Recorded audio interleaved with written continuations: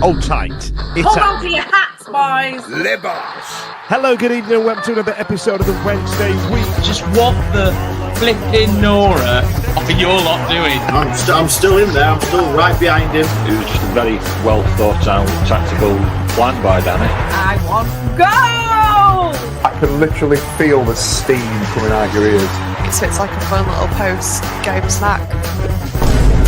The Wednesday Week! Hello, good evening. Welcome to another episode of the Wednesday Week. This weekend, Sheffield Wednesday were in action down in Cornwall, home of pasties and Pop World. And we came away with 3 points, which was nice. Another notch in the bedpost of Danny Roll, picking up some away points. Tonight, joining me, I've got Charlie, I've got Beth, I've got Stevie, who's going to be an honorary lady tonight in acknowledgement of International Women's Day week. I'm Inigo Montoya, tu mataste mi padre y ora preparati para morir. Buenas noches, bye con Dios. Are y'all all right? Yeah. Yeah. Hello. Hi. Hi. That was Spanish for my name's Inigo Montoya. You killed my father, now prepare to die. Those who've seen the 1984 Carrie Elwes flick, The Princess Bride, that's something that I learned. So that's nice, isn't it? Say again. 87. It's 87. It's one of my favourite films and all. That's poor knowledge on my behalf. Stevie is going to be manning the comments this evening. Beth, how's your week been? I bet it's been busy, hasn't it? It's always busy, but it is Women's Christmas, aka International Women's Day. So we've been rushed off our feet, but not as bad as last year. We've kind of had more fun this time, I think. Yeah, Feliz Navidad, Beth. Fair play on Women's Christmas. So, what about you, Chelsea? Did you open any presents? Yeah, I got. What did I get? I got nothing. Actually, and you all forgot to wish me a happy Women's and on Christmas International Women's Day and all. Didn't even do it. But we did get a lovely sunshine and 3 points, which is basically a present, isn't it? So I'm going to take that as a women's win, frankly. I've already been corrected on the internet for saying that that Plymouth was in Cornwall. It's in Devon, so poor knowledge on my behalf again. You know, somebody will be emailing in telling me that my Spanish is crap as well, which I just won't tolerate. Stevie, you made the trip. Simon also went down there as well. I need to offer apologies to Simon as well, bless him, because the way the rotation works on this show, we ended up not having him on, and bless him, has gone all the way down there. Stevie, tell us about you went down there with your daughter. Did you go to Pop World? I wouldn't have minded going to Pop World, to be fair. It looks like she'd have got in, mate. Yeah. I could have sorted her ID. She's 10 going on 24 anyway, so she'd have probably made it. To be fair. Yeah, it's been a weekend. I can imagine, but we'll get into all of that now. Beth, coming into a game away at Plymouth, how are you feeling? What were your pre-match thoughts? What was your, what was your inklings? Because I did the hello from the other side chat with the Plymouth fan. Great bit of radio. He was a lovely guy. Also named Dan. Must be a thing. What did you feel going into it? I feel terrible about all our games at the moment. I don't know why. So this one was no different. I've not watched loads of Argyle recently, but I obviously have seen that they're better since Big Wayne left, and I have seen them in the FA Cup, which is pretty impressive. So knowing that they were capable of that and what we're also capable of, I was feeling a bit iffy about it. Yeah, because every time we seem to get down there, we get battered, don't we? Yeah, we don't travel well. We don't travel down to Devon very well. So let's get into the lineup, Stevie. Big Dom back. It was very useful, welcome addition. I forgot all my words there, fluff my lines. Big Dom back, Stevie. Talk about that. Yeah, he came in at right back. The team that was announced on Saturday, I didn't actually check it until about 2:15 because I'd forgot, and I'd been collared by a couple of lads that were talking to us about the podcast actually. So when I did check, I took one look at it, and we've got the graphic up at the moment. And if you look at that, on the surface, it's quite a difficult one potentially to have a look at who would be playing where. I didn't have Iorfa playing right back on my bingo card, if I'm honest with you, even though obviously he can do a job there. And that was actually originally the position that we signed him for. My first thought process, even though I'd had a beer or two, was that we were probably going to play 3 at the back with potentially. I was like, is it going to be one of those where we've sort of duping him and we're going to put Pato at right wing back, or we're going to get somebody else in there and Hatsus is going to go and play on the left wing back? But no, he's stuck to current form, and we've gone with a flat back 4. And I thought, we've gone horses for courses as he does at the minute in terms of his starting 11 and his substitutions. And I thought I had no complaints or worries about the lineup at all.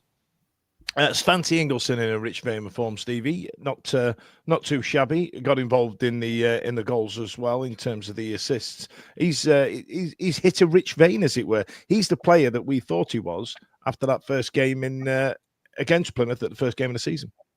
Do you know what? And I'm sure we'll get into it as we go through the match chat, if you like. Having gone back and had a look at it, he had a better game than I gave him credit for. And I know he did well, and he was hooked at half time, and there are reasons around that. But if you go back on the day in the crowd, you're there with the euphoria of the goals going in and so forth. But not just the assists, but the way that he played those balls in was absolutely unbelievable. He was outstanding on Saturday. And, people will argue about it being Plymouth and he likes playing Plymouth, but he was excellent. Fair enough. Now, Chaz, last time you were on the show, you were very critical of James Beadle, but let's get into the game, because the first highlight, as it were, of the game was a save from JB. He was brilliant. He was really wonderful. Absolutely fantastic. And clip that. No, you did. It was really good. I must admit, it was those first few minutes as well where my head had gone a little bit. I know, and I should have realized that I was watching us the other way around.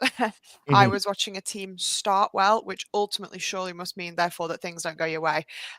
Because mostly we've watched us start well and things not go our way. So the fact that things looked a little bit hairy, I must admit I was a little bit concerned. But yeah, I pulled off a really lovely save. And then I think pretty much from that point on, was it maybe like the first 10 minutes? Maybe it wasn't even as long as that in the first half, where it was all a bit them.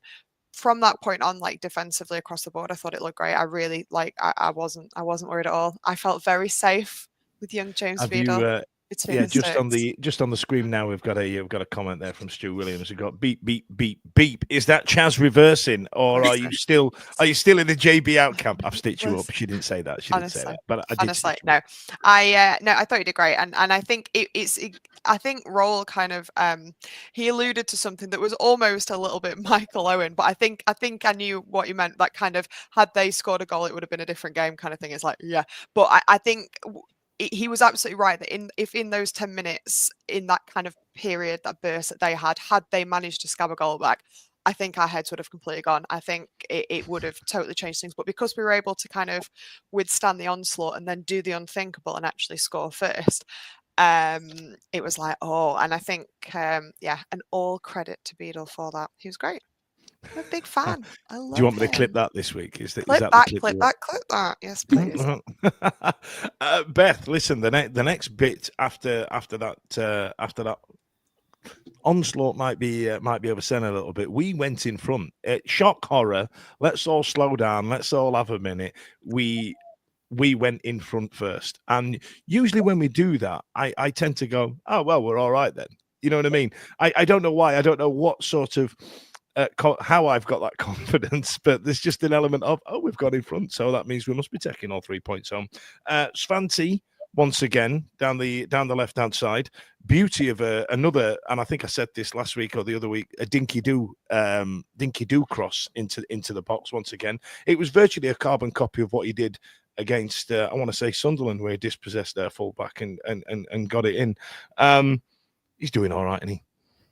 I really like it. I think I tweeted this, that it's what is his vendetta with Argyle? Because he doesn't play like that against anyone else. Really impressive game from him. That assist is crazy. I watched the replay of it so many times where he just kind of does a little keepy uppy and almost volleys it. And then credit as well to Gassama in that moment, because I don't know if we've seen him be that kind of player who's kind of box crashing yet. I think that kind of development of him who is having this box presence is something we weren't seeing even at the start of this season. So credit to him for that kind of development there as well. I thought it was really, I know it's an own goal, but it's not really, is it? Is it? I don't know. I think it was harsh. I think they were both there, and I think it was going in anyway. I think they've robbed him of a goal there, personally. Well, Sheffield Wednesday did put out the Gassama goal celebration artwork, so you know what I mean. So who am I to argue with the internet? They're always right. What's the matter with you, Stevie? Next bit. Let me just cut to my notes. I've made notes, kids. I don't know if you know this, but I do actually make notes. Me too. Me too. The size of your A4 page just made mine look quite insignificant, and I'm very upset about it, Beth. But I'm not going to feel emasculated here. Next one, I've got one here. Sheffield Wednesday. So there was a lovely little back and forth, lovely Stevie, bit of intricate play on the edge of the box. It was nice to see Sheffield Wednesday play some football like that. And then Shea just had a dig. And all right, it went wide, but it's nice to see football like that. You know what I mean? Because I think we discussed it before about we just don't have a pop. Yeah, I'd agree. And I'm going to make it a full house and talk about the fact that I've made notes as well. Look at Chaz, you're just winging it, babe. You're just winging it. Honestly, just making it up to go along. But no, the phase that you're talking about was really sort of intricate, like you've said, and it was impressive. Everything was tight and short, sharp passes. And it's the movement off the ball, isn't it, in those situations? And I think, when we talk about the frustrations of us not getting a shot off, we still see that movement. But on this sort of occasion, these moments on Saturday, we were actually getting into a situation where we were able to get that end product away. And the moment in question, I think it was Ingleson again, wasn't it? Off Windass and Gassama sort of played the ball in between them. And it's broken to Ingleson, who's found himself out on the right-hand side, who's just sort of slid Charles in. And it was, I think he's probably going to be disappointed that he's not hit the target there. No complaints. Yeah, it wasn't a full chance, but I wouldn't go as far as calling it a half chance either. You know what I mean? Yeah, I feel like there's some pressure there to at least hit the fucking target. You know what I mean? Yeah. But it was a great bit of play. And at that point, 25, 26 minutes into the game, I think it was, our tails are up. And you could feel after that start in the game where Plymouth were, on top, we'd gone up down the other end and scored. You could feel it sort of emphasised a shift in momentum, if you like, midway through the first half. Absolutely. Now, let's go to some comments, Steve, as well, before I talk to Charlie about Callum Patterson, because we can all have a minute when she gets started. So we've they keep coming round. We've got Glenn, our old friend from the Sky Blue Hub, who he's wished us well in the derby. He's left us a couple of comments, actually. Glenn says, good luck in the derby versus Wilders Lot. Having previously told us that he'd like us to take some points off Norwich, please, because now Coventry are all of a sudden the best team in the league because they've won 9 out of 10, and Frank Lampard's the second coming of Jose Mourinho, or whoever you want to call it. I'm not bitter or envious about the run that they're on at all at the minute, to be fair. I don't know about anybody else. And we've had Craig Hayward, who's been backing us up in terms of our sort of praise of Ingleson. He's had some really good glimpses of a really talented player in there, and Borough springs to mind, obviously, off the back of the Plymouth games as well, coming on Boxing Day and sort of changing the game when we're 3-0 down. And a nice little one from Lewis Jordan, who said that win at the weekend was that good. My eldest, at 3 years old, was singing 3 points away, ole, ole, going into nursery this morning. And that was his proud dad moment. I love that. I absolutely love that. I love it if they just went in. If he's walking in doing that as well. Doing the wrist flick. I'd really enjoy that. That'd make my day. If you want to tweet us a video of the young and doing it, I wouldn't be averse to that. Just because it might be a shit week for Sheffield Wednesday. We don't know, right? So if you want to send it me next week, if I'm crying in my beer, we'll keep it over the pocket. Now, Plymouth offered very little, Chaz. Not a lot going forward. There was some weird back heel that they did into the box, and he tried some ridiculous long range header. Not great. You know what I mean? I think Plymouth are in trouble. And once again, we come away with that conundrum of did we play well, or were they just really that trash? However, let's move on to the next point, Chaz. Let's move on to the next. Go on. He started it, Chaz. He started the move. He started it. Do you know what's so great is it's the second time that he's done that where he kind of passes it to himself via another person. So he's like, hang on to that for me a sec, gets in the right place, and then and it was just so good. And it's nice to see him scoring goals like that, like proof that he's not just like, oh, he's a big shithouse and he can get his head behind the ball. Just like it was a really good tactical goal. I loved it, and I'm so happy for him. It's brilliant to see him scoring, and it sounds stupid. It was the exact right time to score a second goal. Like it absolutely was, because we dominated since our goal. And it's always those moments where you're like, and before we go into the second half, we need a nice little sweetener just to keep it, because otherwise it's 1-0 and and they're more than capable of scabbing a little one. And I think you're right. I think not as much as on opening day when they were absolutely diabolical. And if anything, it's testament to us being maybe not the team we think we are, that we didn't get 10, let alone 4. But I do think it was 6-1 and after. I do think we were playing really well. It wasn't just that they were a bit barbara. Like I do think that we were playing really well. And it was just a lovely goal. A lovely goal, Callum. I don't think I've heard the term barbara in 30 years. Oh, can I just say, sorry, go on. I'm an amateur. I don't know when to wait my turn. Yeah, I just on Patterson, like, that is one of the Danny calls this season that I've been like, yeah, that is bang on to start Pato in that game. Like, this is a very different, not super different, but that is a new look Plymouth backline to what we played at Hillsborough. I was very scared thinking of Katic and Plezaguelo and Talavirov being like, they're absolute units. And if we don't start the right guy up top, it's going to be like GBH, but Danny had the clarity to kind of fight fire with fire and say, if you've got big guys, I've got a big crazy guy as well. So it was just perfect for Patterson, and yeah, bit of credit there if we're kind of on our redemption arcs today. I've been unkind to Pato by calling him Ati Nuyu 2.0. And I also like Nuyu, sorry. And to be fair, that's not a dig as far as 50% of the the Sheffield Wednesday fraternity. They either loved him or they hated him, didn't they? You know what I mean? So Atinuvio 2.0, but in a good way. Actually, Stevie, I'm gonna skip ahead because there was some comments about Pato's goal that I feel like we should get out there, because it's nice to say something nice about Pato, and I also enjoy you reading them out. In my best teacher voice. We've had Tal on, who says, I think Pato's goal might have been the only time I've seen a Wednesday player actually be in the centre of the box to receive a cross. We love to see it. And he was. And just on that, as much as a battering ram that we say he is, and we're going to match up, with a crazy player that's going to go and sort of go against their big centre-half units, if you watch the build-up to the play, he flicks it on. He's the person who receives the ball in play and then moves it on, and then just runs off. So, it shows that there was a sort of a finesse to his game on Saturday as well, which is something that I think we've all been critical of, sort of not recognising necessarily, not necessarily saying that we're going to be his critic, but we say that he's a little bit one-dimensional at times. I think he showed the opposite on Saturday. I thought it was very, very good. We've had Sheff come on, who says, lovely finish, Pato, calm as you like, passed it in like Jimmy Greaves. Yeah. And finally... Warren Kinley, is it bad that I think Pato is our best forward option at the moment? Hard agree. Sorry. I think he's great.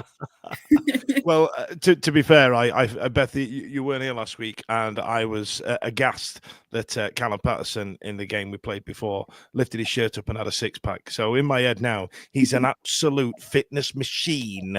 That he's now grey-haired, sexy man. But there's a lot of digs there, Stevie, about Pato playing for what Charlie would call contractitis. Yeah, Matt Strickland has come on with that. Charlie's latest nomination or application for the Oxford English Dictionary for next year. Contractitis is what we've got in this year. So see benchitis and raise it one. Is Pato playing for a new contract? That's backed up with Craig Haywood as well, who's sort of questioning the same thing. We've also had Sharman's been on. Forgive me, I'm assuming that we're talking Pato here. If he's on form, keep playing him. And then Mad Ward, Pato, the king of shithousery, and he scores 2. Who'd have thought it? Who'd have thunk it? Who'd have thunk it? Now, Beth, I want you to talk about a goal, because Jeddy Gassama, before our very eyes, I think so. I saw somebody post on X. was we're watching Jeddy Kasama become a hell of a player. We're watching a young man mature here. And I think I wouldn't go as far as saying long gone are the days where he keeps hold of it too long, but it's nice to have an exciting player such as that. The ball came from Windass, didn't it? Yeah. And his first touch was trash, and then still managed to do what Jeddy does, right? Yeah, it was amazing. And I keep thinking of that Rio Ferdinand clip where he's just going like, just enjoy it, man. Like, that's totally where I'm at with Gassama at the moment. It's just, I'm going to leave all my kind of tainted Wednesday negative thoughts behind me and just think, how have we found this guy and how is he ours and how is he so good?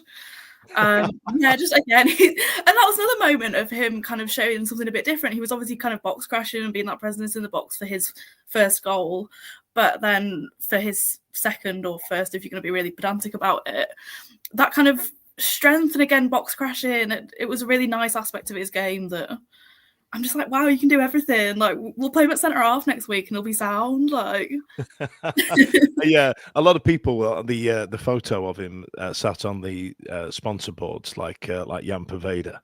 A lot of people seem to comment on the size of his arms. He's been in the gym and all, hasn't he? Humongous. Yeah, nobody wants to go back.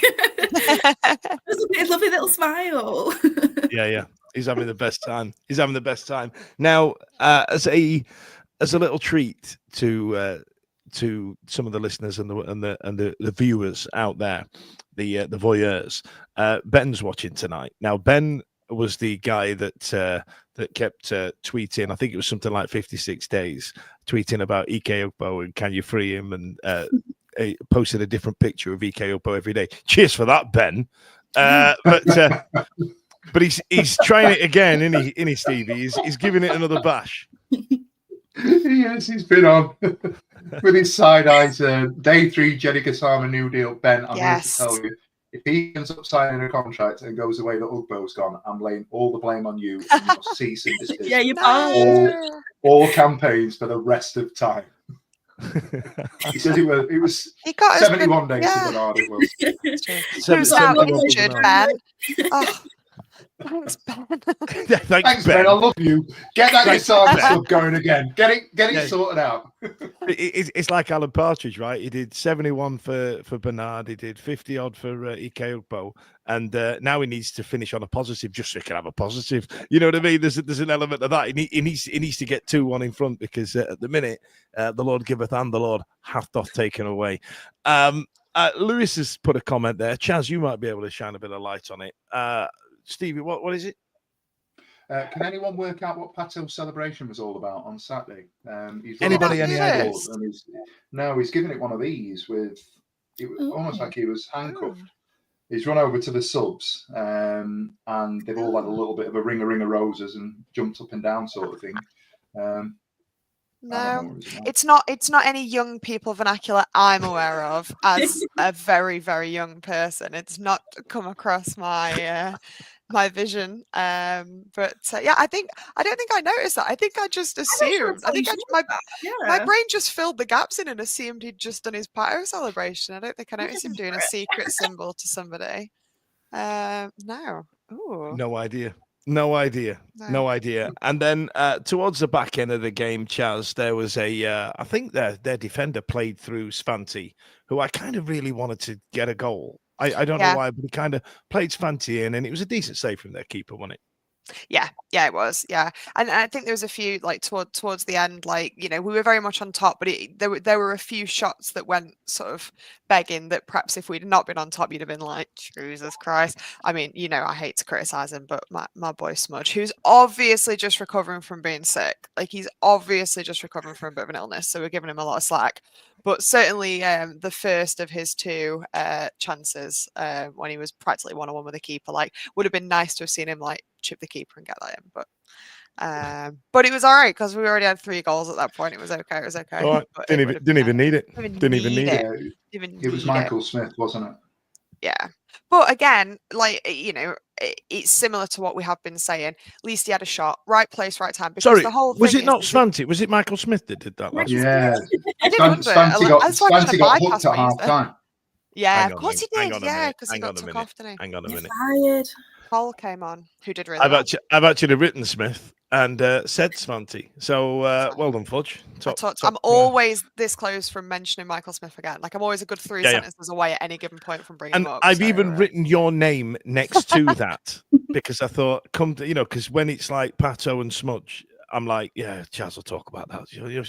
That'll kill a good minute. You know what I mean? And then like completely give you the wrong player. So that's nice. Sorry. Imagine if a female did that on the internet. Can you imagine? Disgusting. Can you imagine? Cancel Fudge. # cancel Fudge. But yeah, it was nice to see us, because I think that's the thing about shots that don't hit is that's okay as long as you've had loads of shots, if that makes sense. Like, the fact that we'd scored 3 goals, the fact that we've been taking those chances, that there's still going to be moments in the game where you're like, oh, isn't that a shame that Charles went wide? Oh, isn't it a shame that Smudge couldn't just be on that header a bit more? So it was nice to see us look goal hungry, even if not all of them were successful. And I thought it was great. Yeah, it was just it was a really enjoyable game, particularly in the second half, because it was very obvious that they weren't going to get back into it then with us getting a 3rd goal. So it actually felt comfortable. Like, and normally you never, even 3-0 up, you normally never say that, but it really did feel like, oh, this is just, let's just watch and enjoy this. This is lovely. Like, and yeah, it was just very good. And to be fair, and go on, Beth. I was gonna say, is it Mary Poppins or Nanny McPhee thing where it's like he's there when you need him, but not there when you want him. Like, we didn't need Michael Smith in that moment, so it didn't go in. So he didn't. Yeah, he'd have done it. Like, that's so true. We wanted it, but we didn't need it. Yeah, exactly that. Exactly. Sorry, that. was that a Nanny McPhee reference we've just done there? I'm too old, Bethany. I don't know anymore. Young people things evade me now. I'm of a certain age where I make a noise when I stand up and sit down nowadays, and I don't understand what these celebrations are. I don't understand football anymore. I hope it's nothing bad. I'm just like doing it like it could mean anything, couldn't it? Could be some awful thing, and I'm just like. They were talking about having a half-time show at the World Cup final, and I sat there going, what a bloody terrible idea. And then I realised I don't really give a shit, because I'll just go and get a pint like I normally do. Like, you know what I mean? But why am I so angry about it? And all of a sudden, I've just realised that I've now got to Wendy Dar age. And I'm going to have to do so. I'm going to put myself on some courses or some shit. You know what I mean? try and get myself up and about. Stevie, you're the stats guy. Got some stats for you. I feel like they don't really tell a great picture there. Like they're kind of down the middle, I think. Yeah, I had a quick look as well, and it's the passing and the possession. I suppose the only thing that we can say, and for the benefits of people that are listening rather than watching, the possession stats were 50.4 to us and 49.6 to Plymouth. And we made 7 more passes. I think I've seen a metric or a stat somewhere that they actually had more touches of the ball. And the passing accuracy was pretty negligible. You'll interpret data as you will. And I am choosing tonight on Monday after a 3-0 win to say that when we had the ball, we made better off the ball than they did when they had the ball, and those touches were ineffective. See games where teams will sit back and let people play. It did feel even at times. I think that you could argue the fact that by the sort of 60th minute, the game was dead and we were sat in and we were allowing them to play in areas that weren't going to hurt us. We took Bannon off early, we took Pato off, we brought Kabatsky on, and that allowed us to sort of rotate a little bit. And that, may have impacted on the stats that we're looking at there. However, it didn't feel that even a game if you try and marry up the performance and the feel in the ground on Saturday to the stats that we're looking at there. Absolutely. Would you feel like Plymouth would feel aggrieved, Bethany, looking at those stats? Like, you know what I mean? Do you feel like they look at those stats and go, well, we didn't play that bad, my babber? That's how they speak down there. I don't know if you know. I'm not sure, like to an eye test, that looks really wrong. Yeah, I thought we battered them. Yeah. No, I'm really shocked to see that. No, they were just. If anything, I'd feel more aggrieved looking at the stats to be like, that's the stats. I'm more pissed off at the stats. I was watching I watch a couple actually, because I always think for away games, you always get better footage of their vlogs, so like Plymouth vloggers, because you get a better view, and like they were singing like we've lost the ball, we've got the ball, we've lost the ball, so like I think like really like most of the second half they were like, this is absolutely diabolical, and so yeah, I really do feel like this is just further proof that stats don't mean nothing. Stats don't mean nothing. Yeah, because that looks like such an even game. If you told me that was like a 2-2 game or a 2-1 game, you go, yeah, you would not look at that and think that was a 3-0. Battering's maybe a bit far, but mostly it was kind of a battering. It really, I think they would have felt battered. So yeah, I just think that's interesting. Like they clearly were like booing at halftime, booing even more at the end. Like they were like, we have just watched garbage from our team, and obviously from our perspective, we just watched a really good game. So yeah, I'm aggrieved by the stats. I'm aggrieved. I wanted a longer bar for us on every. I wanted to be like, yeah, stats don't lie. Stats don't lie. Stats do lie. That's rubbish. Yeah. Unlike Shakira's hips. Now, at this point, ladies and gents, I would be. That's all I've got, kids. Right, it's been a long old day. Right? I've had a lazy day. Right, so normally through the when I announce the advert break, I will go into some diatribe about people trying to sell you things as we career more into a commercial capitalist world. However, what I'm going to do is give you a bit of a treat. Now, my apologies to the people listening to this in the car, but this is more of a visual aid. Now, I don't know if you remember back the other season, we've had videos of Ash dancing in the stands to Daddy Cool. We've had Charlie's Scrappy Doo after an equaliser from Michael Smith in a 2-2 draw against Norwich. We've now got Simon, who clearly was 3 sheets to the wind at some point during the day. And I'm going to go into the advert break, giving you this one. Enjoy, kids.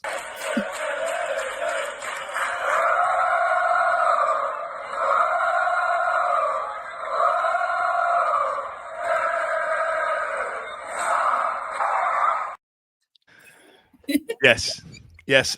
On Inside Match Day, if you do take a look, there's Simon there cheering the Tequila Gasama song. Big fan of that. Have you got any of those videos of you circling around, Bethany? Not that I know of, which is how I'd like to keep it. I think Holly got one of me in Popworld in Portsmouth doing, and I will double down. I didn't drop a damn beat to NSYNC in Popworld. Bye. Yeah, I remember it well. Yes. And that got played on the week that I wasn't on as well. So so jot that down. This is going to be a fun game for the rest of the season. So listen, Bethany, we got through the game. It's been a big week. You mentioned earlier it's Women's Christmas. I assume the women's supporters group have done some bits and had some fun. Tell us all about it. Yeah, we've kind of toned down after last year because that was a bit much. We've still kind of had a nice little International Women's Day celebration. Emma and I had a bit of a roundtable discussion with the new Sheffield Wednesday women's team supporters group. So supporters of their women's team, not like us, who are women who support Wednesday. So we had a lovely roundtable discussion with them at Bramall Lane, unfortunately, but at least one team in blue and white can have a good day out there this season. That was lovely. We were also part of the FSA's Women in the Men's game. Yeah, I did see that get mentioned. That's not too shabby. It was lovely. So me and Emma did a speech about setting up a supporters group and kind of the obstacles that we've had and the lessons we've learned. Lauren also did a kind of roundtable discussion with Julie Ann Thomas from Fulham Ladies about motherhood in football and kind of facilities and barriers for women who are mothers in football. We also found out at the end of the day that our little admin team, so me, Emma and Lauren, were all shortlisted for the Jackie Sheard Memorial Award, which was amazing. Jackie Sheard did a lot of constitutional work for Supporters Direct, which eventually merged with the Football Supporters Federation to become the FSA. Wow. And she unfortunately passed away a few years ago, so they now have a lovely award in her memory for women who are making outstanding contributions to football, the football supporters movement. We've not had a designated fixture this year, but we've been lucky through my kind of Her Game 2 involvement to get funding from EA Sports. So for our, I'm going to launch it because I confirmed it today that for our game against Oxford United in April, we'll have the funding to take 4 women to their first ever football game. Oh my gosh! So I'm gassed. It's really lovely. I tell you what. I tell you what. Let's. Ash is going to kill me for this. So you've had funding for 4 tickets. Yes. And you've got access to people to give those tickets to. We will do. Okay. My niche interest of local Facebook groups is finally going to come in handy. I'll tell you what, Ash is going to kick me head in, but let's double it. Let's Stevie, we can do that, can't we? We can give another 4 in, can't we? Yeah. Yeah. Oh, guys, I did not That's cry what- at that's this what yesterday. Can I? I'm sorry to cut you off, and I'll shut up in a sec. But the way that you've just dropped in that award nomination, come on now, just a little thing, So just thought I'd let you know that we've just done that, and that is absolutely incredible. And that, you know, as a big hairy man, to know that you guys are getting out there and getting the recognition that you deserve, and for all the work that we see, and we know that we'll get sort of other podcasts, jokes aside, Coventry drop in. Plymouth might be watching tonight. You'll always get the Burnley. We've probably got Unitedites that are watching. They aren't exposed to our little microcosm or our ecosystem, if you like, of Sheff Wed Wednesday on social medias and the supporters groups. I love it as a father of girls. I love the fact that there are people out there that are championing what you know, the championing the cause for girls and females of all ages. People will know that my sister was a footballer and played at a very high standard, technically was significantly better than me, and would have gone and played at a higher level in the game if the game was where it was now, as it was when she was playing, sort of thing. She didn't get the recognition that she deserved, and it makes me very proud. I'm a sister-in-law as well, by the way, but it makes me very proud that this cause is out there and you're getting the recognition, and the movement that is taking place at the moment is absolutely phenomenal. That was a little bit longer than I wanted to say, but thank you so much for everything you're doing, guys. It's great. It's all right. Like yesterday, I mean, a year ago, we were a baby and we were kind of looking up to Flummerlies for all of our help and support. We've been able to start paying that forward to girls at Shrewsbury, to girls at Bristol City, and we were kind of sowing the seed yesterday. There was people from Oxford, Merthyr Town, kind of clubs across the pyramid. I said as a joke when we won the FSA Fans for Diversity Award, I was like, the goal is to get every single member of the 92 women's sports groups. It's the best thing ever. But we're kind of getting closer now. We're on our way. Wow, that's genuinely impressive. And you know, just to wrap this up, there's been a point where, like I said to you, I'm a middle-aged man nowadays, and I start becoming quite agnostic about a lot of things. And I think what the WSG have done, and I think it's done it for a lot of people, especially on what can be an absolute toilet in Twitter X. I feel like there's always those inevitable comments that go, why are you creating a division? Why are you know what I mean? It's not like if they see you guys having a beer in a pub, they can't come over and say hello. They just want to share some stories and share some experiences and make it a safer space. Because even when you were speaking 5 minutes ago, Beth, talking about Lauren and motherhood in football, I'll be honest, that is something I have genuinely never considered might be an issue in my life. And the fact that, because I'm a middle-aged bloke, right? You know what I mean? And there are things that are getting a shone a light on that I'd not even knew happened. Not that I previously said. I just genuinely didn't know that this type of thing would be an issue for different types of people. And I think the work you're doing is absolutely incredible. And I wanted to do a big shout out to Holly, to Charlie, to yourself, to Laura that's been on the show, Vic, and all those people that have come on here and they've spoken in great depth about some of the experiences they've had. And it is right. And I get it, fellas. I get it, lads. We get accused of being something different every week. We do. And I sometimes feel that it can be exhausting, and you can see it on social media, but that's the timelines that are geared towards you. And what they're trying to do, they're not trying to create division. They want to be part of the gang, and they don't want a gang. They want it to be for everybody. And if it doesn't apply to you, then you don't have to be angry about it, dads. You know what I mean? And that's what it is. And if you can just take yourself out of something, you don't have to be in one camp or another. You can go, there are some pricks out there. Let's fuck them. Do you know what I mean? And I know that was quite wordy, and then I end up just swearing. But it's such a nuanced argument, and it's so difficult, which is why I'm glad you're on here tonight talking about it. And I really appreciate what you do. And there are going to be a load of Wendy dads who are literal dads that have got daughters like Stevie, like Stu that commented earlier. That all of a sudden they're things he'd never considered. That all of a sudden are now something that you guys have shone a light on. And fair play to you doing that. And grumble, boobs joke, hot wings, titties. You know what I mean? Thank you.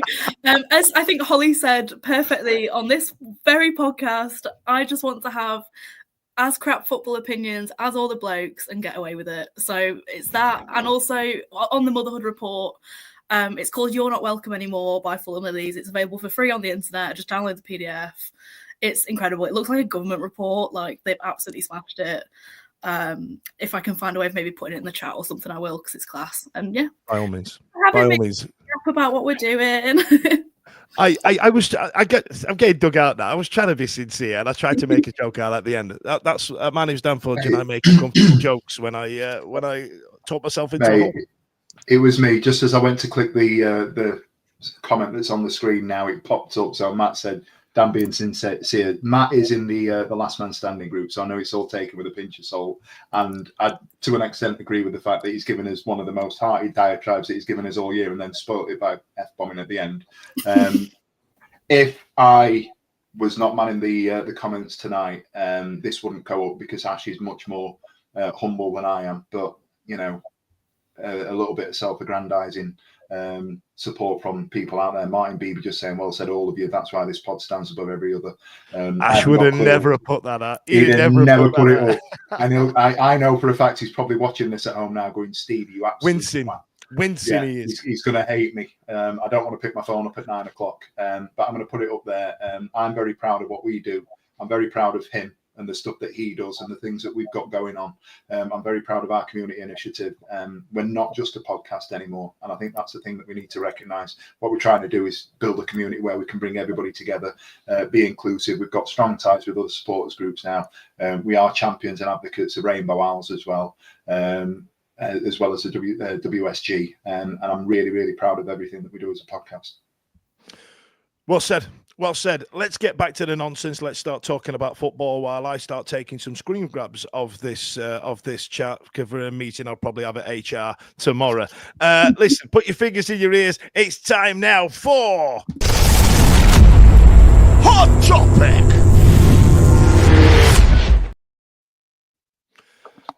Yes, it's today's hot topic. We're going to talk in great length about one specific topic. Make sure you are getting them in the comments. And if you're watching this on repeat, if you're watching this on +1, they say that I'm dancing on ice. Please, by all means, get involved in the conversation there as well. While Stevie presses some buttons on the way we look, that's quite fun, mate. You're doing a great job. I'll sort it. It's just this button here, mate. It sorts it right out for you. You're all right. Hot topic, boys and girls. Should Danny rest Shay Charles against Norwich City tomorrow night as we're recording this? Now, John was the person that floated this in the chat, and I responded with, "Are you on crack?" I think I said, "Are you on crack? What's in the crack on toast?" I think I suggested. And then, I was at work. I didn't know what was happening. And what I thought was, that's ridiculous. Why is he going to rest Shay Charles? He's like one of our best players, and we could do with as many points as possible. Do we? And the more I've thought about it, it's not the worst thing that anybody's floated. Chaz, no. I'll come to you first. Is John on crack? He's on crack. Cool. John, I love you. I love you to bits. But yeah. And also, no, I understand the logic. I understand the logic of thinking about the derby and wanting to manage that. But we should never, ever, ever, this is my opinion, think about the derby as more than what it is. You should be looking at it as what it is on paper, which is actually us playing a team that's like at the top of the table. So you know it's going to be challenging, you know it's going to be X, Y, and Z. But what you also need to think about is it's every game is a big game. Every game is important. You want to win every game. Trying to be like, oh, winning the derby or not losing the derby is the most important thing is crazy. could he maybe tactically sub him in the 70-odd minute if we were 2 goals up?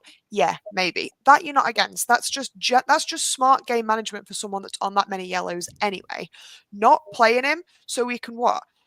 We get battered at the next game, and then it's like, oh well, luckily we saved him for the derby, where statistically we're probably going to get battered. Is crazy. I'd rather, if we're going to lose the derby or we're going to get battered at the derby or not win, I'd at least rather be like, well, at least we went into it based on 3 points in our previous game. Absolutely should not rest him. Also, who the hell plays in his place? Who? Well, somebody did mention that secret midfielder Armstrong I forgot about is injured. Yeah. Badly injured by all accounts. He's not just pulled something, has he? He's like, it's not good. A couple of people commenting, just Blades fans there on Facebook, and Stevie's popping the comments up. Cheers, Steve, doing a great job, mate. And you're on mute now as well, so that's nice. I'm having an absolute shocker, honestly. I'm going to stop pressing things. I give up. I'm getting buttons to press, and it's all.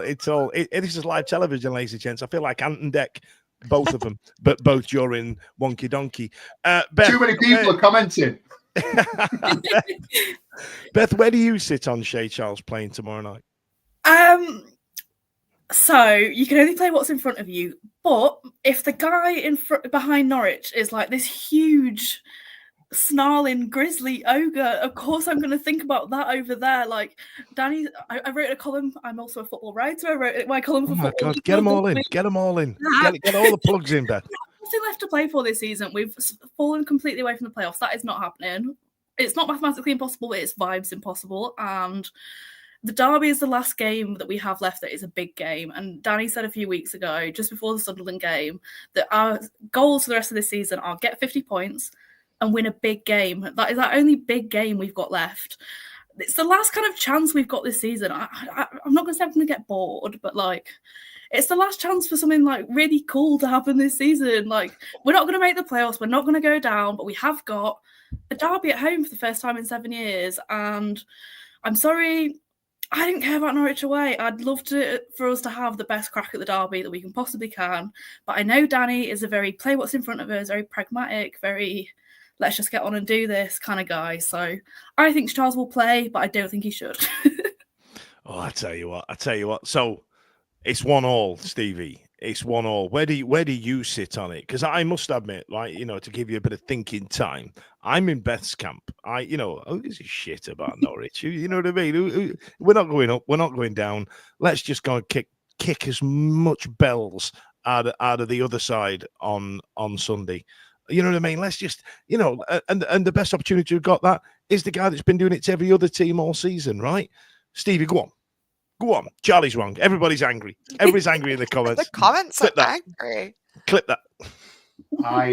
I gave John, when you posted in the comments on Saturday night, and I think it was Saturday night, wasn't it? I was probably more incandescent with it all than you were, if I'm honest with you. He's on crack. I was getting after, what are you talking about, etc., etc.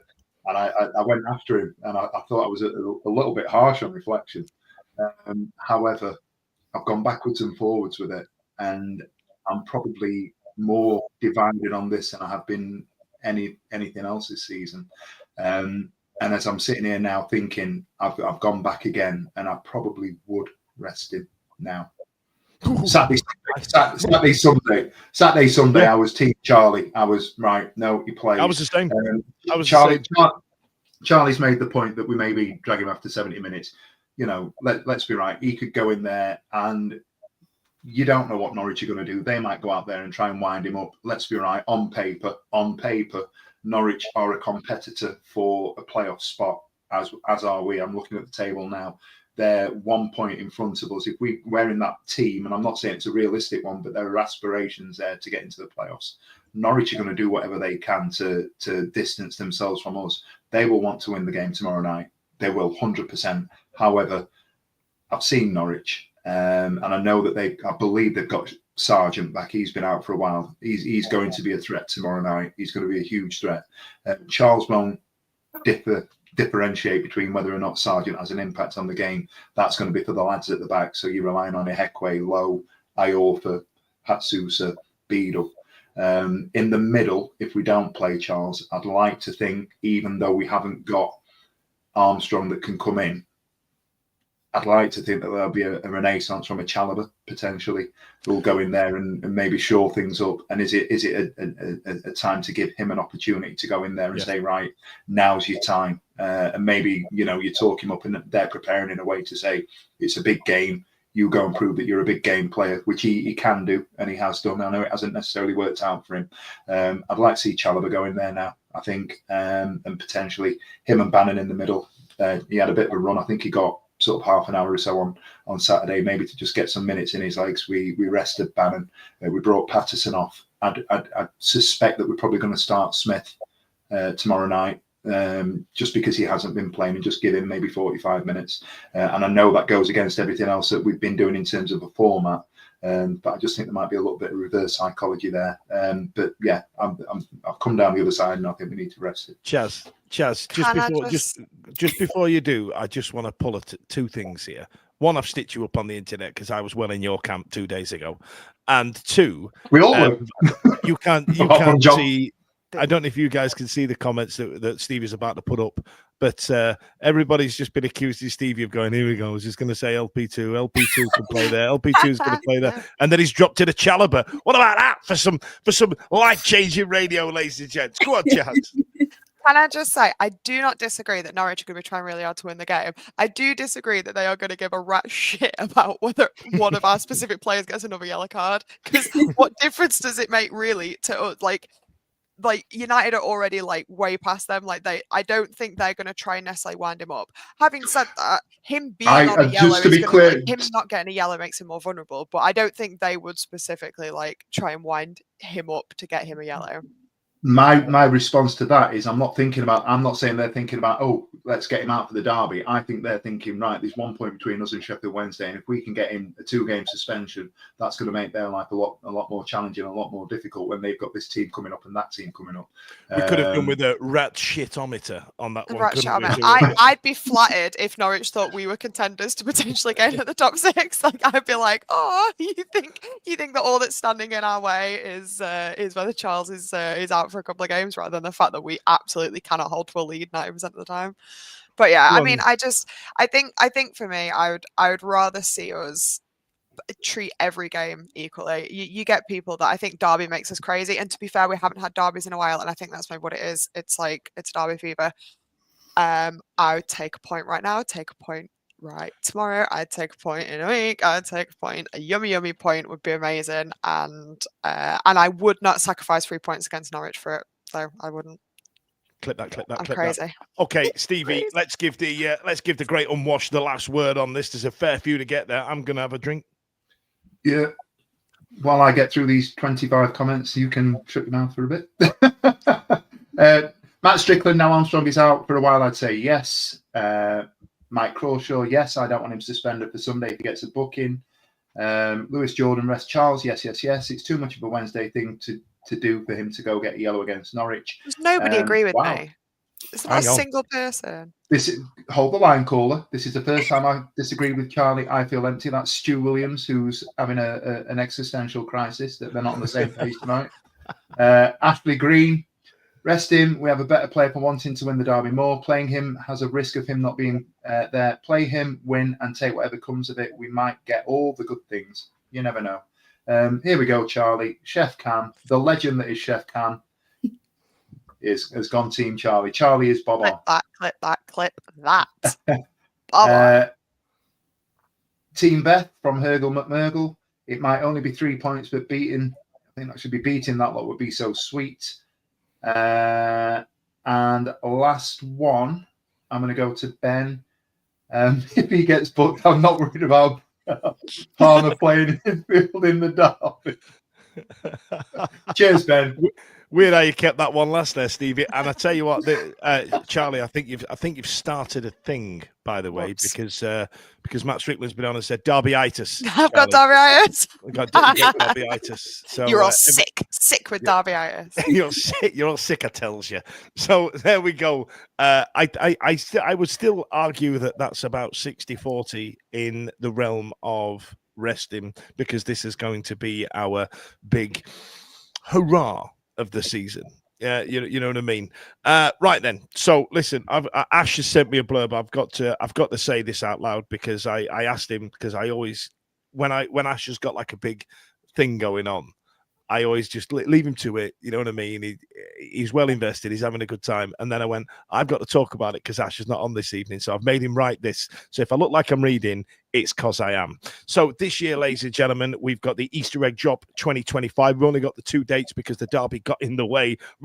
Shakes fist.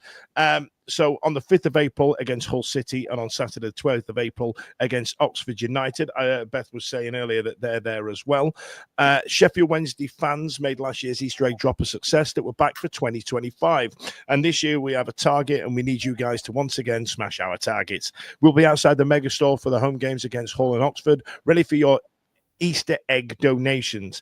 This year, for every donation, you could be in with a chance of winning a £75 voucher for the Megastore. So if you come up and give us your eggs at the Megastore, you write your name, you'll be entered into a draw for a £75 voucher for the Owl Shop in Old Money. Also this year, we would love it if you could set up a donation station at your place of work, and we'd be more than happy to come and pick them up. So Ash is going to get in the car and come and pick them up for you if you set up a donation station. If you want to get involved in that, it's Ash that picks our he's in charge of X, isn't he, is Ash? So if you want to DM us on X and or send us a tweet on there if you want to receive some eggs, Ash is going to drive around all of South Yorkshire and pick them up. So that's nice, isn't it? Beth, remind me again what's happening on the Oxford game for yourselves. It is Sheffield Wednesday collab with EA Sports and Her Game 2. First-time fans, we are bringing 4, possibly now maybe 8 women to their first ever football match. Wow. And like I said, we'll double those tickets as well. We'll bash you another 4 if you can. Have you received the tickets? In fact, do you know what? I'll talk about this off air with you if that's all right, because yeah, go on. It's weird, isn't it? What else? Now, as side news as well, Stevie, we are stepping into the lion's den. I've been on the internet now for about 15 years, mouthing off like a big gobby northerner should be, right? And this one, all of a sudden, I've become really edgy about it. I don't think I've already started prepping, which, normally I start prepping at 7 p.m. on a Monday night, but I've already started prepping for this one because this Thursday, brace yourself, kids. Oh, God, it's going to be a nightmare. This Thursday, we're teaming up with the SU Way, Sheffield United Way, and we're going to do our Hello from the Other Side, rename for this one, Hello from T'other Side. We're going to do a live podcast with the Sheffield United podcast, SU Way. Stevie and I are going to be joined. Who's joining us? It's Nick and... Somebody else. Sorry, Stevie. I've absolutely thrown you under the bus there. Caller. Dan, Ash, comment. Ash, put it in the comments, Ash. So we're going to be joined by Ollie, 2 of the other presenters. Ollie. I'm so sorry. Right. I had Hal in my head because the White Rose rivals. So. That's correct. So yes, so Ollie and Nick are going to be joining us live on this show, and they're going to be putting it out on their channels as well. It gives me an opportunity to do a new background and do some fun stuff. And I think it could be fun because the show that you did with Nick back in November, I thought was excellent. Normally we have Hello from the Other Side, lasts about 20 minutes. I think that one was 3/4 of an hour, weren't it? Yeah, it just it's the reason we're doing it is that, isn't it? Because it got some really positive feedback, and Nick, for all his faults being on the wrong end of town, is actually a nice guy, and I think we've got some good chemistry there between us. So if we could make it a bit of a 4-way, I don't know if you intended on saying this. If I'm sure we'll be able to put something out there if people have got any talking points, any hot topics or whatever variation of that we're going to come up with on Thursday. If you want us to get after something that is going to be sensible, we're not going to start digging each other out. We just want a nice. Are we not? Well, hang on a minute. Hang on a minute. I'm just going to refer to my notes across a lot of art here. We're going to keep it all PG, as PG as we can. We won't say fuck or bugger. I mean, oh God Almighty! Hang on a minute. Let me just cross that out as well. There's yes, the comments are going to be a bloody nightmare, and Steve, you can man them, or we'll get Ash is on. Ash is doing it. Ash is doing it. Ash is doing it. Let's do that. I can't even press a button tonight without putting a bloody blade sign up.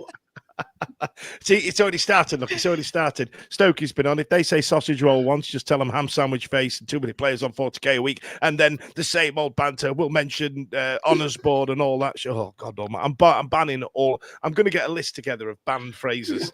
And it's going to take... drinking game for Thursday night. Say again? Yes! Drinking game for Thursday night. Thursday night drinking. Oh, God, yeah. Every time it gets mentioned, get some tequilas out. I'll get one of those big loud graphics that goes drink. You know what I mean? Can I find a reason to have Friday morning off? Yes, you probably can. If your kids do go to school in the South Yorkshire area, Friday's gonna be crap. Ladies and gents, it's been an absolute pleasure. Thank you so much to everybody joining me. Thanks to Charlie, thanks to Beth. Congratulations on everything that's happened, Beth, by the way. It sounds like you've had a hell of a day, just receiving good news all day. Thanks to you, Stevie, for the IT masterclass that we've shown this evening. We've absolutely nailed it. See you later. Every week, live from 8 p.m. It's the Wednesday week, bringing you football analysis. He came in. I think he scored a goal. Bringing you banter. Yeah. Bringing you responsible life hacks. Met you wonderful souls at 10 a.m. for some shots. The Wednesday week. 1, 2, 3, 4 live.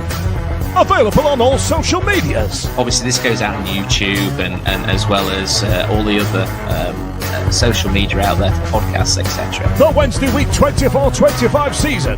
Join us. Put on your podcast.